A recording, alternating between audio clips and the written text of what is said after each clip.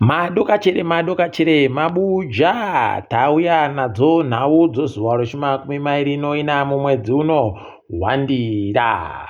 Nyasi wafana wanoziva muchini wekutekenya padande mutande papa nokutsvaka zvinhu padande mutande. Aiwa waratidza useza hwawo wachitanika pachena kutoti zvinhu zvohurumende nemari zvokusenzesa nomahofisi zviri kusenzesiwa kuita zvawarakashi waya wakagonzi naED wachaisiwa padande mutande.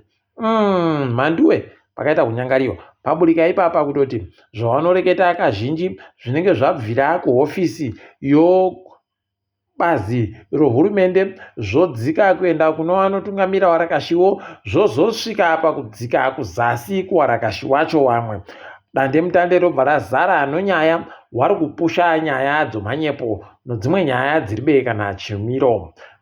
Mhanduwe pakaita kunyangariwa rekai tione kuti zvinopera sei, asi tiri kufara kuti watanikiwa. Niki mangwana atosaya kuzvipindura kuti anopindura kuti kudini, ari kutanikiwa pachena kutoti zviri kubvira apa zvichienda apa. Dande mutande rinonakidza kana uchiriziva idi, rekai tigoona kuti zvichapera zvakaita sei. Paine inonzi SADC Tribunal Rights Watch, pai mapepa ari kupuwa vanhu naED okunzi kwaita kupai ivhu ari kupanana nowabiya ache waye pai aiwa gorekai kwaasha nokuti aribe kwaanosenza kuribe bhengi rinoyatambira nokutoti mutemo weZimbabwe unoramba kuti ivhu ringe richiitiwa zvaari kuita izvozvo.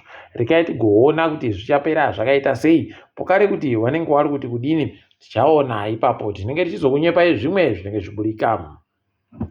Mapurisa agoshoriwa nevanhu nokuda kwokuita kwavo kunoratidza pachena kutoti wanosaitira wakarerekera munyaya yagoburika nozuro yavagenge vari kureketa vachiti kwaiwa China hwiku waburitsa mazita waChinawo, asi muno muZimbabwe ndo waibuриtsiwa mazita. Unobva waita kuona kutoti idina yawe pakaita kunyangariwa apa. Nokuti kusaburitsa mazita kwacho kwaiva kwokuti waChinawo wagotize chere kana kuti zvigodii. Ticharamba hedu tichiringa kuti zvinenge zvichiperera papi, tinenge tichindokunyepai. Vanhu vari kunzi vagongwarire mhanduwe muguta reHarare kunyanya. Vanhu waimboita zvokutengesa howe wakarambidzwa kutengesa howe nokuti howe dzokudhamu roChiwero dzanyangaritsa mhanduwe nokuda kwokunyangara kwomvura yomudhamu. Mhanduwe izvezvi vanhu vari kuita kuramba vachindoita zvokutengesa howedzo waribe kudziziva kuti dzabvepi. Kuregai kutenga howe pese pese mhanduwe nokutoti munokona kundomwarira zviri kuita vamwe izvozvi, kundoerekana mutaa kutoendawo pahiro sheka yekumba kwenyu ipapo. Mhanduwe tinozvidaba, tiri kudaba kuenda ikweyo, tiri kudai kuti murarame, asi mukaita zvokundoja zvamatenga pese pese munoteera kwakaenda vamwe. Rekai tigoramba tichiona kuti zvichadini, asi dai mapurisa ari anoita basa rawo waitoita kuti izvi zvireke kuramba zvienderera mberi.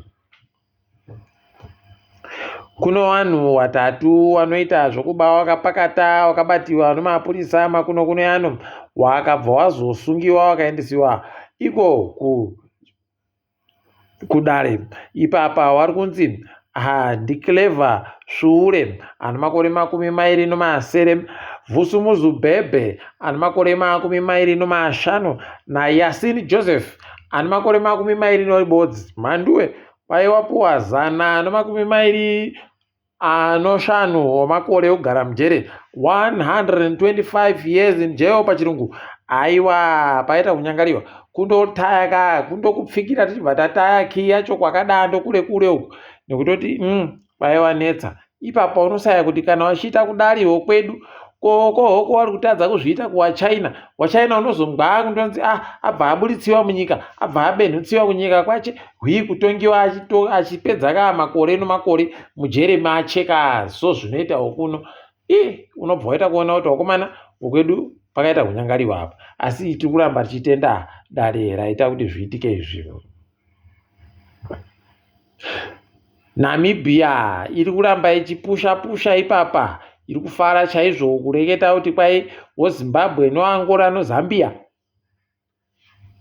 wari kureketiwa nawo kuti wagobvume kuti Kana munhu akabva nhamba yacho yokuNamibia mufoni, anokwanisa kuenda munyika yoZimbabwe kana Angola kana Zambia ogoseenzesa foni yache asingabhadhari makutukutu chaiwo omari sezvazvinoita makuno yano. Tikuramba tichizvitenda kuti dai zvaramba zvakadando, dai zvaenderera mberi, tione kuti zvinosvika papi. Tinenge tichikunyepai kuti vanenge vazoperera apa kudini. Chatakutoda kutoti waite kuti tireke kugoseenzesa mapasipoti maani kutenderera nyika dzese nyika dzasi kuAfrica, dai dzandobvumirana toziva kuti South Africa ndio inoramba ipapo. Asi rekai tizvione kuti zvinenge zvichiita nopapi. Tikuramba tichinonamatira kuti kwedu ndokachimbidza kuchinja zvinhu zvikachinja. Kam tinenge tichadai vanotouya ndiwo komhanya kuti akomana kaitei tiuyo kwenyuyo tiribei kuita zvimwe zvinhu zvakawanda. Rekai tione ipapo. Muturi Ncube wakomana ari kutoreketa kutoti wakomana kwai muchachema hwendo huno nokutoti iye ari kutoona zvakatoringana ipapa. Agobvunziwa kuti ko iwewe uri kuita sei nokutadza kwenyu kuziva kuti mari inokwana muchaita sei kana America ikaburisa zvinhu sezvayaita. Zvikanzi ndikushama nokutoti ipapa inini ndiri munhu anoita mabhindauko. Mhanduwe kwai ndikuita mabhindauko okuingidzira mari dzomutero kusanganisira yakaisiwa makuno ano apa yaakati iyo kwai inoisiwa pane vanhu vanodya chikafu chinobikiwa chokuchimbidza chiya fast food tax pachirungu. Ndipo unotoona kuti wakomana kana ari kupembera kudarika voziva kuti pakaita kunyangariwa kuti aite kufunga zvimwe zvinhu zvinoita kuti maindastiri aburitse mari, zvinoita kuti zvimwe zvinhu zviite. Aiwa ari kundofunga izvozvo zvachezvo zvaari kufunga izvozvo. Apa akanyepera kanyika kuti kwai mari iyo inenge ichisenza kuti tigobatsire vanhu vari kuita zvokufutisa waye, tigobatsire vanhu urwere huite hushoma. Kam mhanduwe, mari yo edzirevhi wakatadza kuiitisa izvozvo. Mari yo sugar tax wakatadza kuiitisa izvozvo. Kuno iyi mari ndo yawazokona iyoyi. Yese iri kunoenda pamupini kujiwa mhanduwe. Igaroziva iyi kuti amai mukadzi wabambo. Kam rekai tione kuti zvinoperera papi. Asi rimwe zuva wachachema hawo. Tiri kufara izvezvi kuti Ruimbo Kavhiya ano makore 40 tikutenda wana chiremba wekuBritain kwaari ikweyo. Wana chiremba wakakwanisa kubisa zino ranga riri kukura mumusoro makemo. Kwai wakariburitsa nopaziso kuita ndiye munhu wokutanda waanoitira izvozvo. Tikuramba tichitenda wakomana uzivo hwasainzi hwakanaka, uzivo hwemachiremba anoponesa vanhu kudari ndo zvino dai zvatoenderera mberi. Tikuramba tichiti makorokoto. Apa izvezvi kwaika chikoro kanonzi Gnostic Academy kanga kafunga kuti kakunokona kuunza gurukota rinoringana zvofundo wapwere moyo kuti atorere British Council mapepa zvakaburika mubvunzo dzowapwere vanosvika 40 wanga wari pachikoro ipapo. Mhanduwe, kunyora bvunzo dzoCambridge kunotoda munhu akaita kugwinya kusimba homwe iyi mhanduwe, nekutoti bepa ribodzi rinoita $120 $10. Chifungai munhu achinyora 10 wamwe wachinyora akapfuura 10.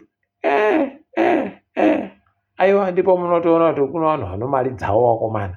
Rekai tione hedu kuno British Council kwai yaramba ikati kam tipei mari yedu. Iwo wakaja mari wakasiya kuja mari kupukuta mari dzese nomhutwa kupukuta mhanduwe kuti tikuda izvezvi. Kuno kam ava wanoita izvozvo wamunokuwadza wapwere wenyu. Ende dai wabereki wapwere iwawo watoenda kuita hondo chaiyo pachikoro ipapo. Kuita zvawakaita zvokundonyarara. Kundoti chete unondoramba uchindoti somaZimbabwe tese takandonyarara. Palibe anokona zvohondo zvizvi. Nokutoti dai dziri dzimwe nyika maakutombwa dzimwe nyaya ipapa. Kuporonga kwaKesti Coventry kuri kuringirwa kuti kugomutadzise kupinda pakutungamira International Olympic Committee. Ngaburike ikweyo. Tikumuda ikweyo. Isu tikutoti kana achitadza kuita kuti nhandare dzokwedu dziite zvisvinu, achitadza kuti mitambo yokwedu iite zvisvinu, angazokona mitambo yepasi rese iyoyi. eyo kam ngavaite tusvini vanhu vavo tikumudaba ikweyo. Ipapapo kare ari kutoshora bumbiro romutemo nokuti gurukota rakagara riripo rinobvumirwa baa nobumbiro romutemo kuti riite zvaari kuita zvekutsvaka basa kune dzimwe nyika nokudidi. Kam pari kudiwa kuti paitike tusvini ipapo. Rekai tione kundoti chete zvinonetsera kana wakagara nomapfeni unopedzisira wakundoitawo sopfeni. Pakanyangaritsa. Rekai tione ipapa kwaino PSL Kaso Challenge Cup ichatambiwa zuva re22 mwedzi uri kuteerayu.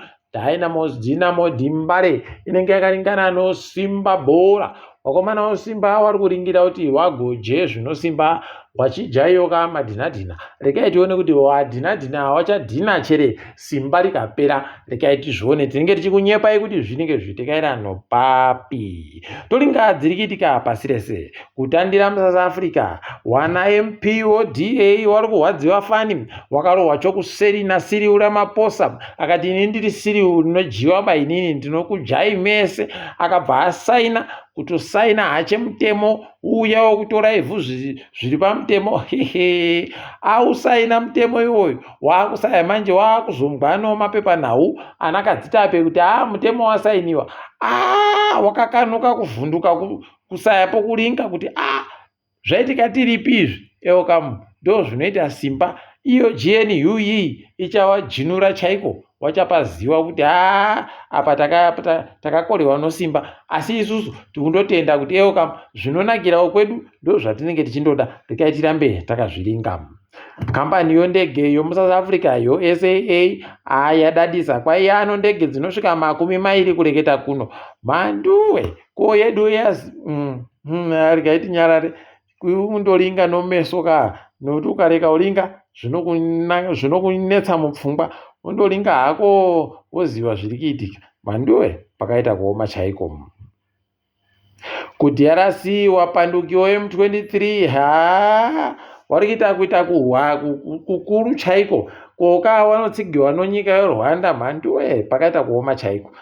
Kwaipapa takuda kutosvika kuguta roGoma. Kwai tikangosvika kuguta roGoma aiwa kana kudambura nyika todambura tichienda nokwedu uku iwo wachisara nokwawo. Pakaoma. Toramba tichitoimba kuti zvinochinja izvozvo paDRC izvi. Uko Botswana kwaipapa yaita kuita kuchinjira vanhu. Kuchinja zvaireketiwa naDuma Boko zviya achipinda kuti toda kubva taita kuti tibatsire vanhu vatori muno kare kuti vawane mapepa nokudi kwaiyayo manyautsa mukamwa. Kureketa kuno kwaiwa kutoti isusu tichada bawarairidzini pokare vanoti jaivha magonyeti kuti wange wariwo kunze konyika. Takundodawo kuno kuti zviite zviri nani tione kupa vanhu kwedu mabasa. Ipapo kapo tikuziva kuti ana madzibaba kwedu ndo vanotityaira magonyeti. Wamwe maticha wokwedu ndo wanoita kuti Botswana isimukire zviri nani pakufunda pa. Rekai tione takundonamatira yawe kuti atiyamure ipapo. Kunyika yeComoros aiwa paino mutungamiri wenyika ikweyo ndoda kutopa mugwicho wangu izvezvi kuti atore ndiye Masimba ini ndikasiya iye wopinda. Ipapa mugwicho wacho akatogara atopuwa kare basa rekutungamira makurukota ese. Kwai ndiye anenge ari pamusoro pawo achiwakomutsa. Akati komu wobva wakomuka, akati komu wobva wakomuka. Manduwe ndipo unoona kuti idina yawe takaita kuita kuroiwa idini nomunhu mubodzi achibva aroya dunhu rese roAfrica. Zvinoita kuhwadza. Kureketa kuno wamwe womuAfrica tiri kufara kuti chasvikawo kwenyuka imimi mabuja ari kuAmerica hokoyo nonhamo ikweyo. Kwai chiri kuitiwa noZanu chichi chaakuda kutopindawo. Kwai D2030 yapindawo muAmerica. Manduwe toona kuti tirambo kureketa kuno MP wache aiye mudare rache roparamende anonzi Andy Oguz.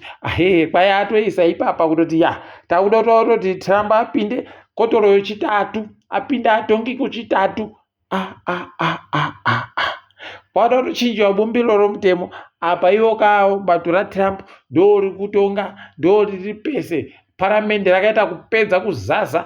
Watongi wakuru rakaita kupedza kuzaza. Unobva waita kuona idina yawe kuti idi Africa iri kutekeshera ipapa muchaona mapfene ekweduya zvavanenge vakuita vachipembera kuti Trump ndo zvaari kuitawo nesu taakuitawo zvibodzizvo gorekai kuti nyepa kuti isusu tikuita zvinhu zvokutadza. Muchapaona kani muchapaona. Wamwe wazondofadziwa naTrump paaita kuti kwaiya ipapa agototi zvakaitika pakapfuriwa John F Kennedy pokare naMartin Luther King kwai zvichaburika, taakutodawo zviti munhu wese bvuu zviva zvaburika pachena. Hino kuti zvaimbotiziwei rekai tigoona kuti zvinenge zviendano papi. KuAmerica wendo huno kwai tichiri muzuva rochishanu pachaita njodo chaiyo inenge ichiitiwa ipapo. Rekai henyu murambe makaona mabuja. Chogore rino chinenge chichiita kunakidza Trump achikwikwidzana naED pakuita kubvarura bumbiro romutemo. Orererere haidi wakapfa wari becha wakaona mbana agozvifungira izvi. Rekai tirambe tichiringati tinenge tichindokunyepai kuti zvikutekaira sei. Panyasi takumira pano ndini wenyu Mhanduwe Onhau.